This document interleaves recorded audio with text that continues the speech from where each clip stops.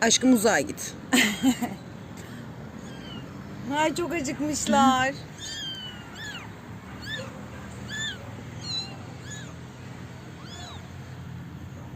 Şuna bak ya. Çok acıkmış. Sustular çok şükür. Ay, yazık ya. Anne de haklı. Hangisini emzirsin?